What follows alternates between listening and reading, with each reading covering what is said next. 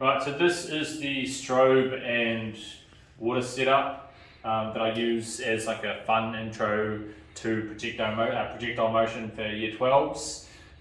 So what I have here is this is a strobe light. You can just download a strobe app onto your phone.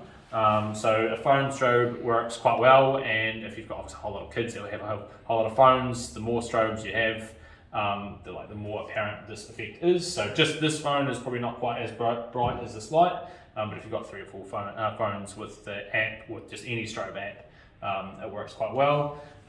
We have an old ticker timer, so we've reused a relic from the past, so many of you will know what these are for, and probably will have some floating around in your department somewhere. So I have it connected up to just 12 volts AC. So the frequency of this ticker timer will just be 50 hertz because it's just mains frequency. Then I have grabbed a gas hose from a Bunsen burner. Just any gas hose is fine, it's just a rubber hose. And I have fed it from the tap back through a smaller pipe. I'm not actually sure where this is from. I think this is from an overflow for one of the beaker drying racks. But one of these hoses does work sometimes, but we've just had some issues with this ticker timer in particular. Some ticker timers are better than others. Some, for some reason, have a higher amplitude. It just really depends. You probably have a set, so you can just find the best one.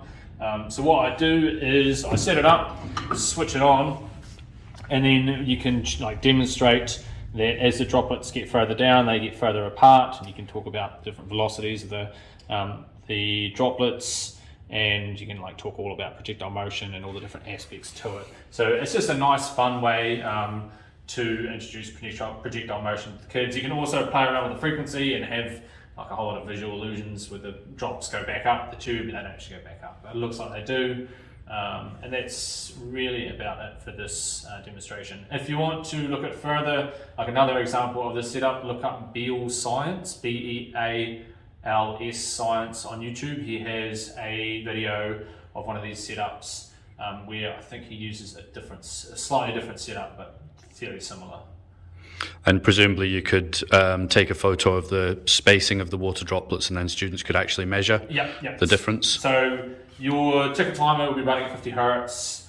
Set your strobe to 50 hertz. That way you're just taking a flash every single time. You can set it to 100 and you're getting double the amount of flashes, but yeah, it's best just to set your strobe to 50 hertz to match the ticker timer, and then every 2 milliseconds or 1/50th of a second, you're getting a droplet, and then from there you can work out the velocity at the bottom and so on and so forth, because the droplets are 2 milliseconds apart.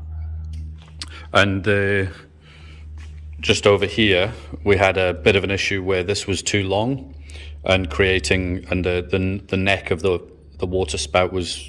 Yeah, so where the hose comes out, you want it to be quite close to the ticker timer. If the hose comes out quite a wee way, you actually end up getting a sine wave of water, which can be kind of cool for waves, but for this setup, we just want individual droplets. You don't want a sine wave of the water.